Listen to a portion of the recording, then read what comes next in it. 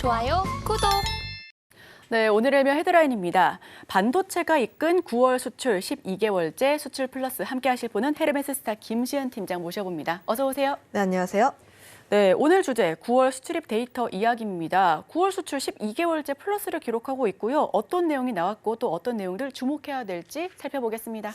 어제 1일이다 보니까 수출입 데이터가 공개가 되었는데 9월 수출입 데이터가 587억 7천만 달러, 그러니까 YOY 대비했을 때 7.5%의 상승 흐름들이 나왔는데 조업일수가 감소하고 있음에도 불구하고 장사는 정말 잘했다라고 보시면 좋을 것 같아요. 그만큼 현재 우리나라 관련 기업들의 실적이라든지 특히 반도체, 자동차, 선박 쪽에 대한 실적이 함께 기대가 된다라고 보시면 좋을 것 같고 저는 이런 요소가 굉장히 중요하다라고 판단을 하고 있는 게 그동안 또 반도체를 비롯한 다양한 산업군들 쪽에서 피크에 대한 우려가 상당히 많이 나온 부분들이 있지만 그럼에도 불구하고 이러한 우려들을 좀 대부분 해소가 되었다라고 보시면 좋을 것 같아요. 결국 우리 기업들 같은 경우에는 실적으로 답을 해야 합니다.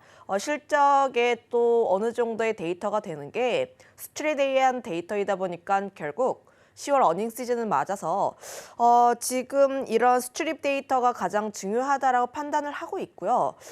물론 오늘 시장에서 수출입 데이터가 굉장히 잘 나온 기업들이 강하게 출발을 하는 게 맞으나 우리나라 같은 경우에는 아직까지 체력이 약한 상황들, 특히 미국 증시를 보게 되었을 때 3대 지수가 하락하고 지정학적 리스크라든지 혹은 필라델피아 반도체 지수가 약 2% 정도 하락 마감한 부분들이 있어서 오늘 시장에 곧바로 적용되기보다는 조금씩 천천히 반영되지 않을까라고 보시면 좋을 것 같아서 결국 가장 중요한 것은 내가 단기로 보는 것이 아니라 장사 잘하는 기업들 같은 경우에는 중장기 쪽에 대한 기대, 특히 3분기 실적이 나오기 전까지의 기대로 인해서 분할 매수로 조금씩 모아가는 관점이 맞지 않을까라는 의견도 한번 드려보도록 할게요.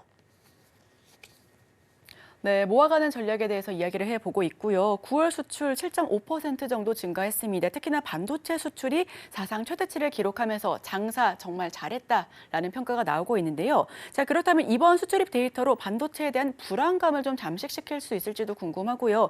그동안 고점 논란이 계속해서 일궈졌었는데 정면 돌파가 가능할까요? 일단 불안감 일부 해소를 하지 않을까라는 생각하고 있습니다. 글로벌 IB들이 특히 삼성전자라든지 혹은 SK하이닉스 쪽에 대해서 피크아웃에 대한 우려, 특히 실적이 좀 꺾이지 않을까라는 의견들을 제시를 하면서 굉장히 다양한 반도체 기업들이 고점 대비했을 때 많이 하락한 상황들, 특히 삼성전자를 예를 들어보면은 PBR이 1.08배 수준입니다. 굉장히 저점이라 보시면 좋을 것 같고 일단 절대적인 밸류에 대한 가치만 보게 되었을 때 22년 저점보다 굉장히 낮은 수준이기 때문에 현재 실적 대비했을 때 굉장히 저평가받는 것은 맞다라고 보시면 좋을 것 같아요. 특히 외국인들의 매도세가 계속 나와주게 되면서 현재 삼성전자, SK하이닉스 같은 경우에 수급의 엇갈림이 조금씩 나오고 있는 상황이라 보시면 좋을 것 같습니다. 다만 삼성전자 같은 경우에는 두 가지 측면이 있다라고 보시면 좋을 것 같은데 첫 번째 같은 경우에 시장에 대한 영향, 특히 삼성전자가 시장을 대변하는 역할이다 보니까 우리나라에 대한 투자의 매력도가 조금씩 떨어지고 있다라는 점들.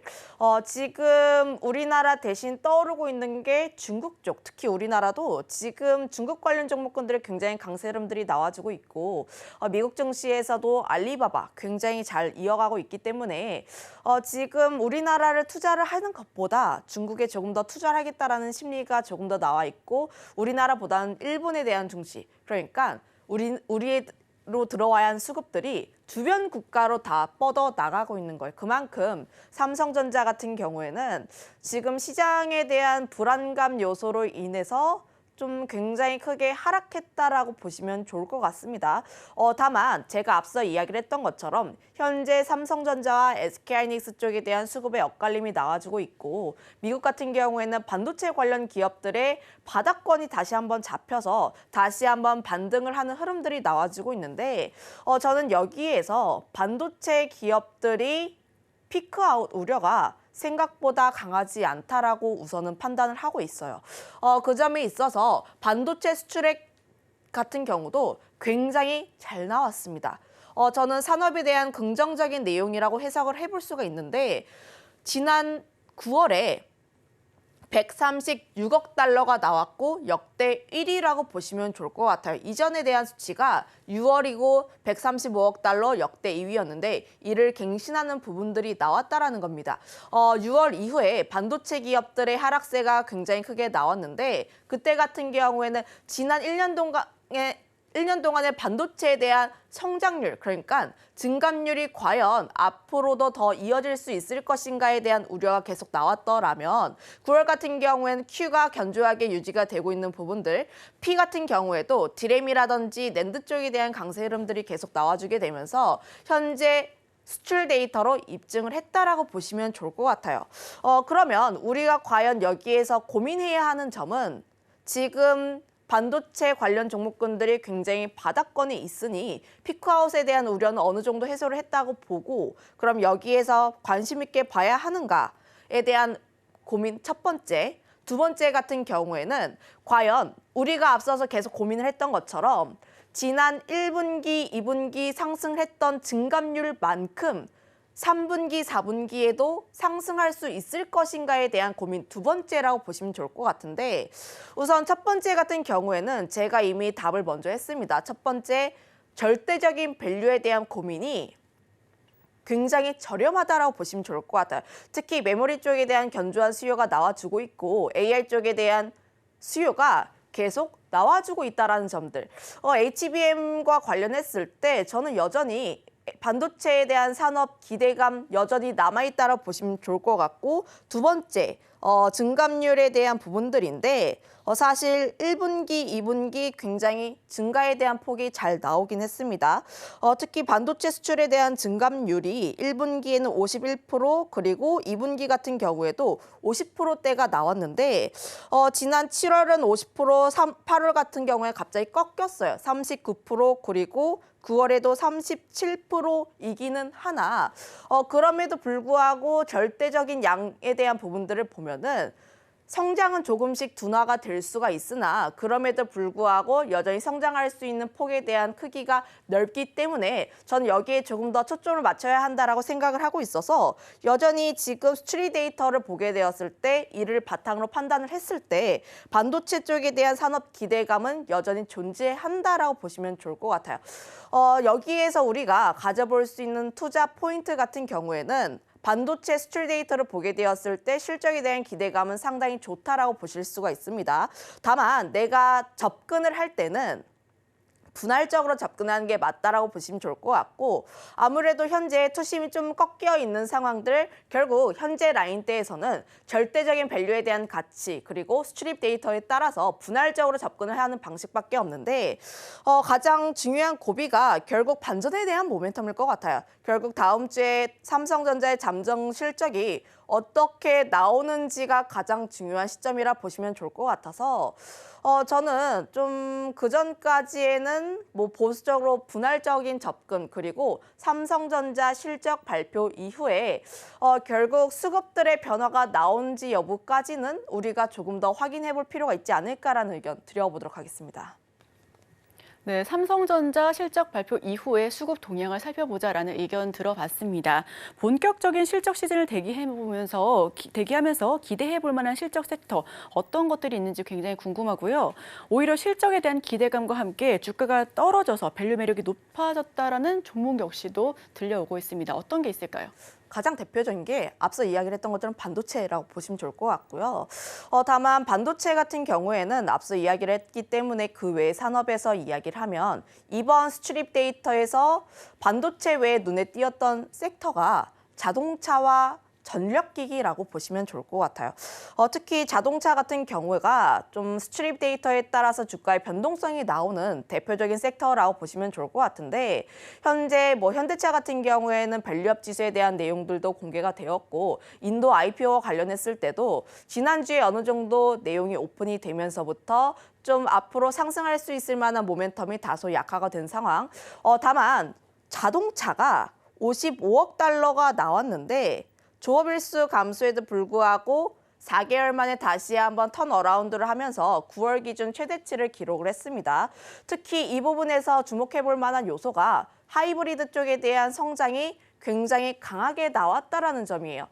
결국 현대차를 비롯한 지금 전 세계 자동차 산업 같은 경우에는 Q에 대한 우려를 계속해서 감소하고 있는 상황이라 보시면 좋을 것 같아요. 현대차뿐만 아니라 지금 폭스바겐이라든지 혹은 벤츠, BMW, 글로벌 자동차 기업들이 현재 영업이익률 쪽에 대해서 하향 조정을 하고 있는 상황들, 현재 산업 자체가 그렇게까지 긍정적이지는 않다라고 보시면 좋을 것 같아요. 다만 우리 현대차, 기아가 잘하고 있는 게 현재 P에 대한 부분들을 올려나가고 있으면서 Q는 견조하게 유지를 하는데 P 같은 경우를 올려받고 환율 같은 경우에도 좀 어느 정도의 효과를 받게 되면서 실적에 대한 기대감이 있는 상황이라 보시면 좋을 것 같습니다. 항상 이제 현대차 쪽에서 우려가 나왔던 게 좀 많이 아실 것 같아요. 언제나 나왔듯이 피크아웃에 대한 우려, 2년 전부터 나왔던 내용들인데 항상 피크아웃에 대한 우려가 나왔음에도 불구하고 이를 뛰어넘는 높은 실적을 발표하면서 지금 현대차에 대한 성장을 이끌었다라고 보시면 좋을 것 같은데 지금 3분기 같은 경우에도 호실적이 예상이 되고 있고요. 그리고 4분기 같은 경우에는 기준금리가 인하하다 보니까 또 할부금리도 인하가 되는 상황. 결국 자동차 쪽에 대한 수요가 다시 한번 또 늘어나지 않을까라는 생각을 들고 있고 4분기에 조지아주가 또 공장을 오픈을 하게 되었을 때 하이브리드 역시도 함께 생산이 가능합니다.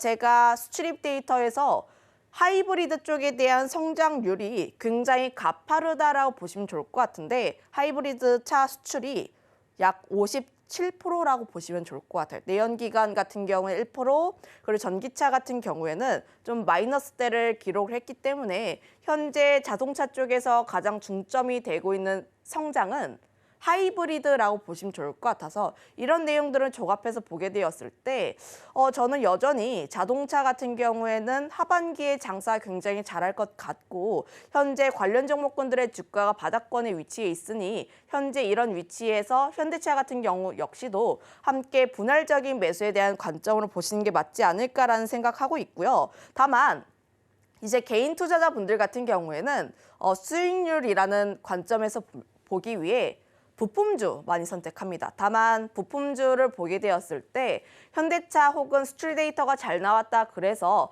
자동차 부품주가 무조건 함께 움직이는 상황들은 아니에요. 이전 같은 경우에는 Q가 함께 증가하는 부분들이 있다 보니까 관련 기업들 역시도 함께 움직이는 부분들이 있는데 최근 들어서는 어떤 모멘텀이냐에 따라서 함께 움직이는 모습들, 특히 변동성의 폭 자체가 굉장히 달라진다라고 보시면 좋을 것 같아요. 예를 들어서 화신이라든지 서현이와 같은 종목군들 같은 경우에는 인도 IPO 쪽에 대한 모멘텀에서 굉장히 강하게 움직이는 모습들, HL만도 같은 경우에는 중국 부양책에 따른 모멘텀에 따라서 함께 움직이는 부분들이 있으니 결국 내가 어떤 포인트에 집중을 하는지에 따라서 자동차 부품주들 역시도 선택을 좀 옥석가리기를 할 필요가 있지 않을까라는 생각을 하고 있고요. 그다음에 변압기를 보게 되었을 때 좀 깜짝 놀랐습니다. 1억 달러가 나왔고 전월 대비했을 때 약 2배 정도 좀 올라간 수치라고 보시면 좋을 것 같은데 결국 종합해서 보게 되었을 때 현재 변압기 같은 경우에는 AI 쪽에 대한 기대감 그리고 노후화 쪽에 대한 기대감으로 인해서 현재 사이클 자체가 크게 변하지 않았다라고 보시면 좋을 것 같아요. 현재 좀 수요가 굉장히 많은 상황이다 보니까 Q 같은 경우에는 거의 목에 찼다라고 보시면 좋을 것 같습니다. 내가 결국 내보낼 수 있는 물량 같은 경우에는 정해져 있는데 P단에서 결국 올라가다 보니까 수출에 대한 데이터도 긍정적인 상황들 이런 점을 보면 역시나 수출주로 보게 되었을 때 변압기 보시는 게 맞고요. 변압기를 보게 되었을 때 가장 대장 역할로 봐야 하는 게 HD 현대일렉트릭인데 현재 35만 원이라는 그 라인대에서 강하게 뚫고 올라가지 못하는 상황들 결국 내가 이 종목군을 잡기 위해선 내가 위에서 사는 것이 아니라 확실하게 저항선 라인대를 뚫어주는지 여부를 한번 보시는 게 맞다라고 보시면 좋을 것 같고요. 그 외에 뭐 효성중공업이라든지 LS 일렉트릭 혹은 재룡전기 이런 종목군들 같은 경우에는 이전 고점 아직까지 회복을 하지 못했습니다. 순환매의 관점에서 보면은 오히려 효성중공업 같은 기업이 조금 더 낫지 않을까라는 생각을 하고 있어서 이런 종목군들 한번 체크해 보시면 좋지 않을까라는 의견도 드려보도록 할게요. 네, 그럼 마지막으로 짧게만 질문 드려보도록 하겠습니다. 중국 시장 기대감이 높습니다. 우리나라 중국 관련주 어떻게 보실까요? 추가 상승 조금 더 이어갈 것으로 보고 있어요. 특히 제가 수출에 대한 부분들을 보게 되었을 때 현재 중국 쪽에 대한 수출이 다시 한번 최대치를 달성을 했고 중국 쪽에서 경기 부양책에 따라서 추가 상승에 대한 기대감도 상당히 남아있다라고 보시면 좋을 것 같은데 지금 미국 증시에서도 보게 되었을 때 기술주들은 하락하고 오히려 중국 관련 종목군들은 견주하게 버텨주고 있는 모습들이 보여주고 있어서 오늘 시장 같은 경우에도 역시 중국 관련 종목군들 유의 깊게 볼 필요가 있지 않을까라는 의견도 한번 드려보도록 하겠습니다. 좋아요, 구독!